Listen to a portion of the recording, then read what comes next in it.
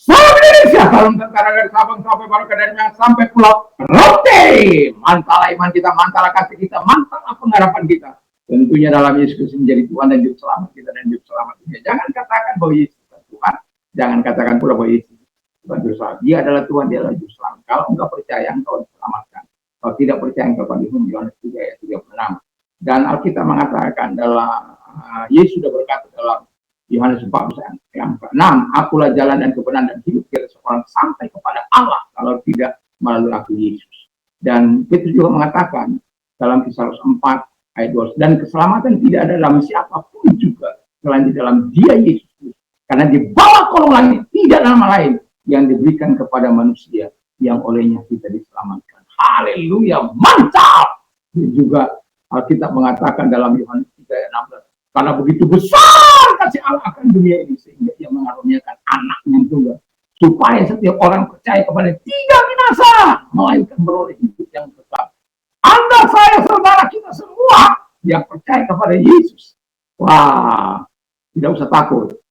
Surga orang percaya itu tidak sesempit yang dibikinkan oleh Kain Hawa. Puji nama Tuhan.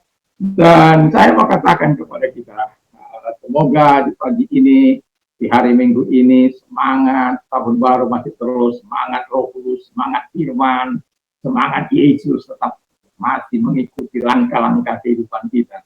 Dengan optimis kita melangkah di tahun 2023 ini dengan hal yang sangat-sangat kita harus perhatikan dalam kehidupan kita sebagai orang percaya, yaitu bahwa tujuan kita adalah memberikan kemuliaan dalam Kristus Yesus. Karena apa saja yang kamu lakukanlah untuk kemuliaan Tuhan. Mari kita terlebih dahulu berdoa. Semoga kekuatan Tuhan, kekuatan firman, kekuatan Roh Kudus, kekuatan doa, kekuatan iman menyertai setiap kami. Dan biarkan kami Tuhan dalam hidup ini memberikan kemuliaan bagi Tuhan. Dalam Yesus. Amin. Saya berharap megalopretis itu yang maha mulia itu atau megalopretis, doksa Allah yang maha mulia itu ya, itu akan terus memberkati kita dan akan terus menolong kita. Dan kita akan membaca Filipi 19, Filipi 1 ayat 19 dan 20. Demikian bunyi firman Allah dan sekaligus 21. Karena aku tahu bahwa kesudahan semua ini ialah keselamatanku oleh doamu dalam pertolongan Yesus Kristus. Sebab yang sangat kurindukan dan kuharapkan ialah bahwa aku dalam segala hal tidak meroleh malu, melainkan seperti sedia kala, demikian pun sekarang Kristus dengan nyata dimuliakan dalam hidupku, baik oleh hidupku maupun oleh matiku. Karena bagiku hidup adalah Kristus dan mati adalah keuntungan. Wow, luar biasa. Tema kita Kristus dimuliakan. Mantap. Jadi dalam hidup ini ya, kita apapun jabatan kita, apapun posisi kita, hamba Tuhan, orang awam, pejabat, siapapun yang hidup harus memberikan kemuliaan bagi Kristus, orang-orang yang percaya itu. Dan itu sebabnya jangan aibkan Yesus Kristus dalam kehidupan kita. Jangan permalukan Yesus Kristus dalam kehidupan kita dengan cara-cara yang tidak elegan, dengan cara-cara yang tidak baik, melakukan hal-hal yang jahat, yang tidak memuliakan Tuhan. Dan bagaimana caranya supaya kita bisa memuliakan Kristus? Kristus dimuliakan di dalam tubuh kita ini, dalam kehidupan kita ini. Mari kita melihat Alkitab. Yang pertama dikatakan, sebagai orang percaya Kristus harus dimuliakan di dalam kehidupan kita dengan cara selalu hidup dalam keselamatan. Haleluya. Jadi dimanapun kita, Kak saya kemarin kan sudah bercerita soal keselamatan. Ada 4 hal itu. Coba saya coba health and welfare, dan kemudian safety, keamanan, dan kemudian safety, penyelamatan atau pertolongan, dan salvation, keselamatan itu. Dan pada saat ini saya tidak mengupas itu panjang-panjang lagi, tetapi yang mau saya katakan, yang saya soroti adalah ketika kita mau memuliakan Tuhan, kehidupan sorga itu yaitu Yesus Kristus itu harus ada di dalam kehidupan kita.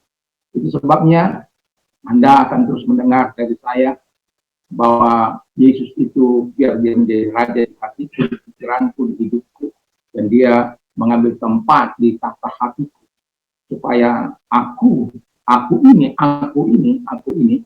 tidak lagi berkuasa atas aku, tapi biarlah Kristus yang berkuasa. Sehingga kita betul-betul hanya untuk kemuliaan Tuhan. Memang tidak mudah.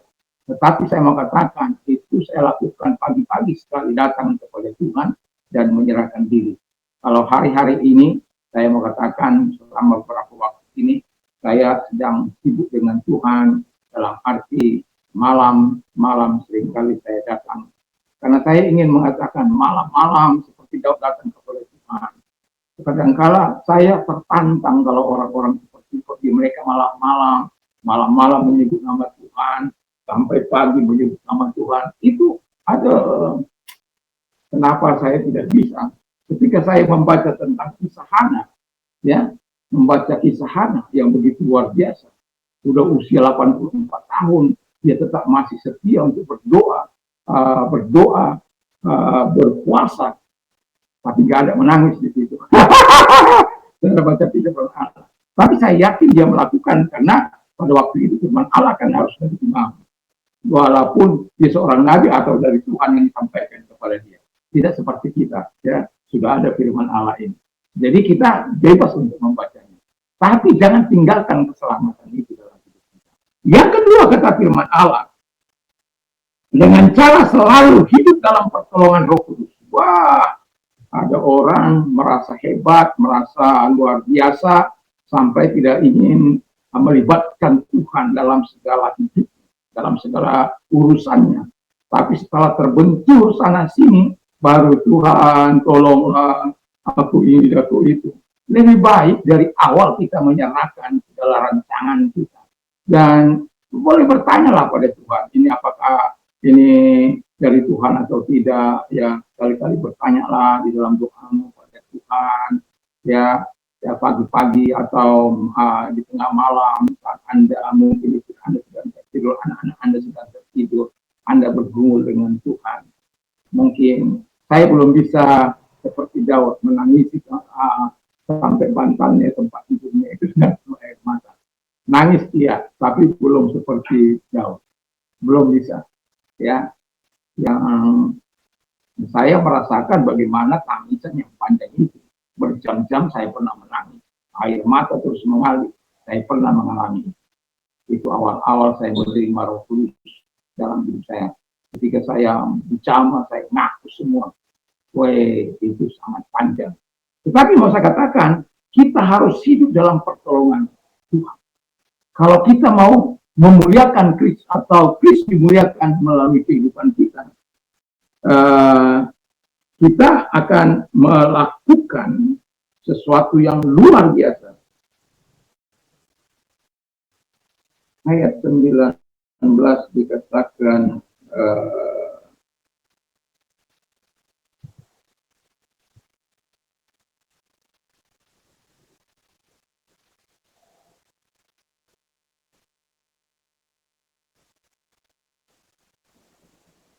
ya, jadi kita oleh pertolongan Tuhan kita akan melakukan apa yang luar biasa, dan kita jangan mengandalkan kekuatan kita, supaya Allah yang maha mulia itu, yang maha besar, megalosini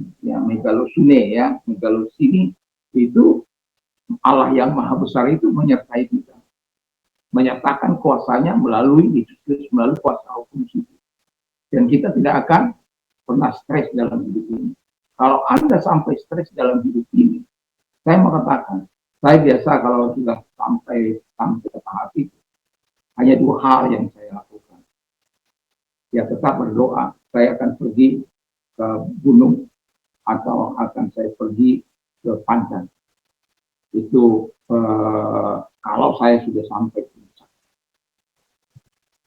Saya berteriak di sana, saya berdoa di sana, saya membaca buku di sana, dan membaca Alkitab di sana, Dan ketika pulang sudah semua. Karena apa? Besarnya lautan itu kita sangat kecil, ya. Dan kemudian ke gunung, kalau kita selalu sampai di puncak melihat pemandangan, wow, begitu indah. Betapa kecilnya persoalan. Dan itu sebabnya saya suka gunung itu, apalagi sampai Gunung Rinjani. Saya sudah pernah naik dan sudah 3 kali sampai ke danaunya, ya. Dan itu sesuatu yang sampai luar biasa, ya. Dan itu sebabnya kita sebagai orang yang percaya tidak perlu takut sama Tuhan. Ada selalu pertolongan Tuhan. Ketika kita ada di puncak, selalu kita selamat dalam proses berjalan kaki itu tidak menjadi hal yang menghadap baik kita memberikan kemuliaan bagi Tuhan. Betapa saya pernah menjadi orang tertinggi di pulau ini. Tapi bukan tinggi hati, bukan. Saya berharap saya tetap low profil, walaupun saya orangnya kolerik. Memang nggak gampang, tapi saya belajar untuk merendahkan hati, belajar untuk bergaul sebaik-baiknya dengan siapapun. Ya, puji nama Tuhan. Dan itulah sebabnya kita harus mengandalkan Tuhan. Lalu kemudian hidup tidak merasa malu untuk melayani Kristus. Walaupun dari penjara, dia tetap malu, tidak malu. Dia tetap bersemangat, dia tetap menghibur jemaat, dia tetap memberikan motivasi kepada jemaat. Wah, itu luar biasa kalau bukan Tuhan di dalam dirinya. Kalau bukan Roh Kudus dalam dirinya, dia ambruk sudah itu. Kenapa tidak ambruk, saya bilang? Kenapa? Tuhan, kan saya tidak salah. Saya kan tidak melakukan yang jahat. Kenapa saya di penjara? Kenapa saya disakiti? Kenapa saya mengalami ini dan itu? Dan ingat, dia tidak pernah mengeluh. Ya, itu sebabnya kenapa dia mengalami. Dikatakan jelas supaya aku bisa menjadi penghibur bagi orang lain. Jadi nggak usah malu. Tapi itu menjadi, kalau kita malu, malulah karena dosa kita, malulah karena kejahatan kita, malulah karena penipuan kita, malulah karena kemunafikan kita, malulah karena kita tidak sungguh-sungguh bersama dengan Tuhan, malulah kalau kita bercabang lidah, malulah kalau kita munafik, malulah kalau kita menyamakan tentang Yesus itu dalam penginjilan kita, malulah terhadap dia mengetahui segalanya. Kalau kita hidup tidak berkenan di hadapan Paulus tidak malu, dan saya berharap kita jangan pernah malu mengakui Yesus itu.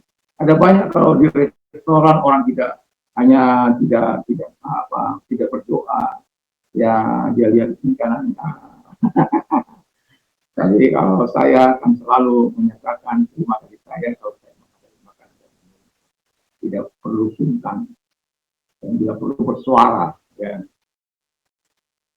Kuat-kuat supaya bisa didengar. Oh, bukan. Kan kesempatan kita. Oh, hebat orang itu syukur. Makan aja mengucap syukur. Tidak semua orang bisa mengucap syukur. Dan yang terakhir kata firman Allah adalah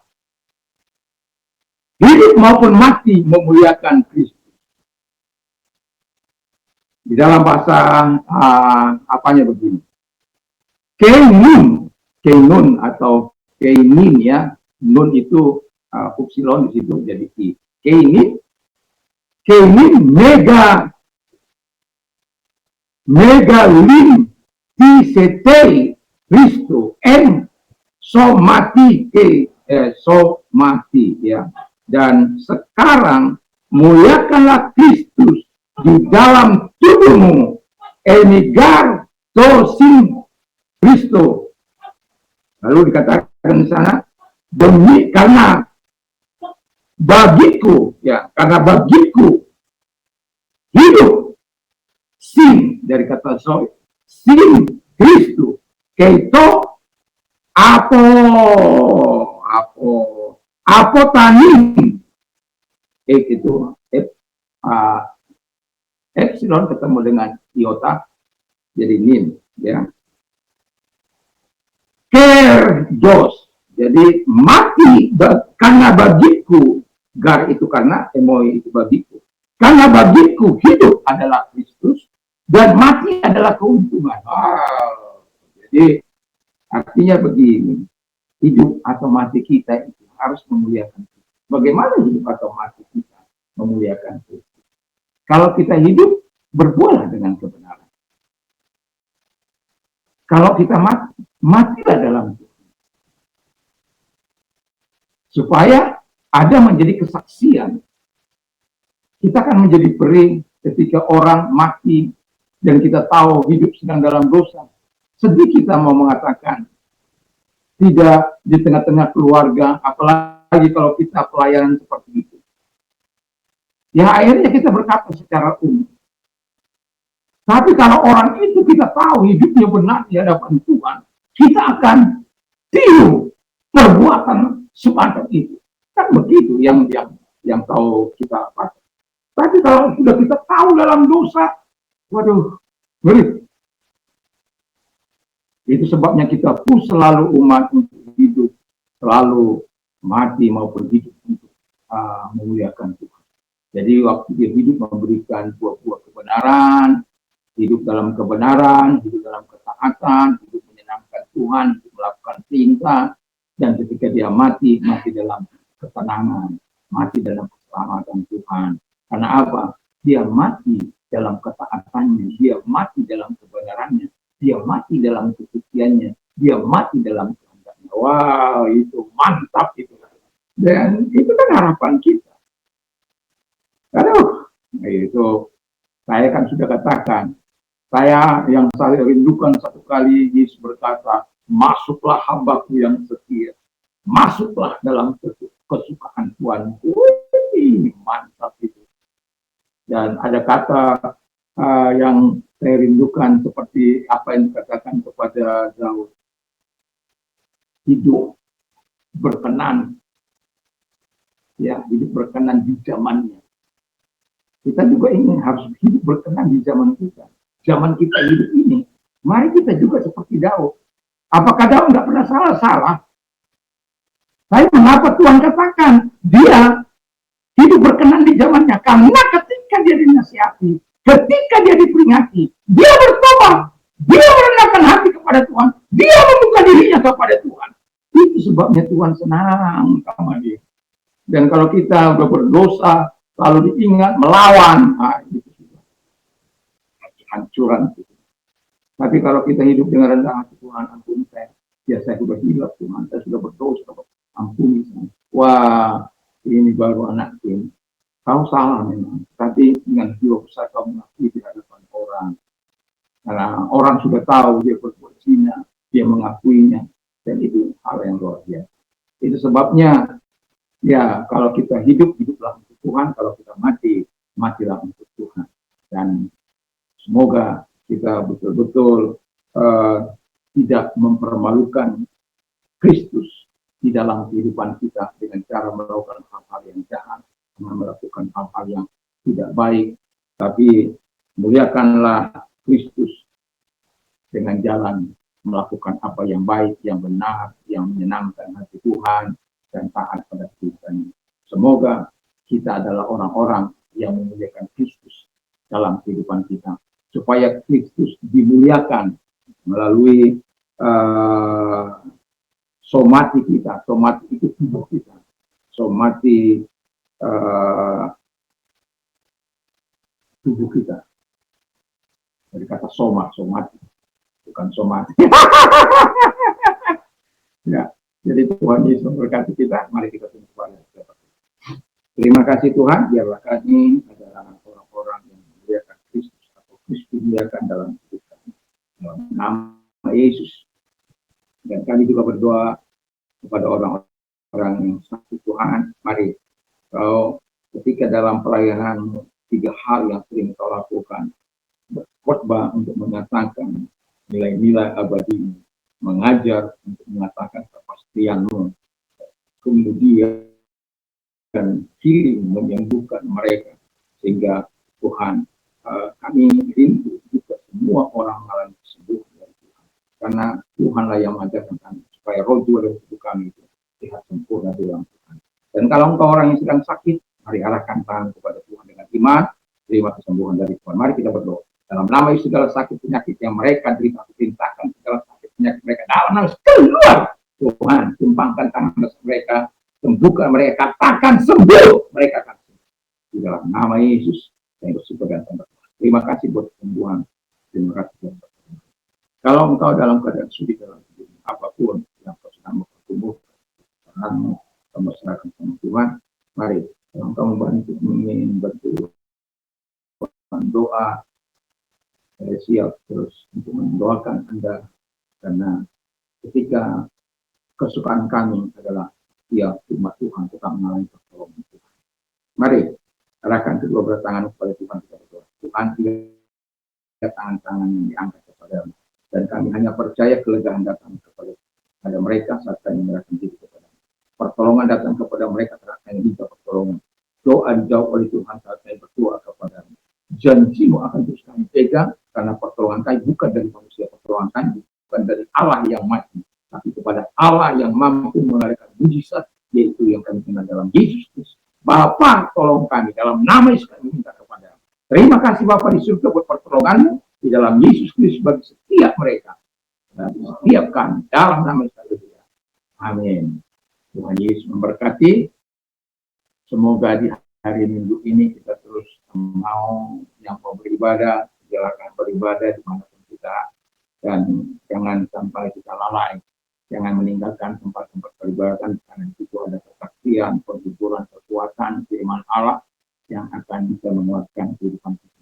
Kalau kita mempersiapkan hati kita dari rumah untuk bertemu dengan Tuhan, Tuhan punya cara sendiri untuk datang kepada kita. Karena kebenaran itu punya jalannya sendiri untuk menyampaikan sesuatu kepada kita. Karena Yesus itu bukan Allah yang mati, Dia tahu kepentingannya, dan itu sebabnya datanglah dengan segala kebenaran. Tuhan Yesus memberkati. Selamat hari Minggu. Tuhan memberkati.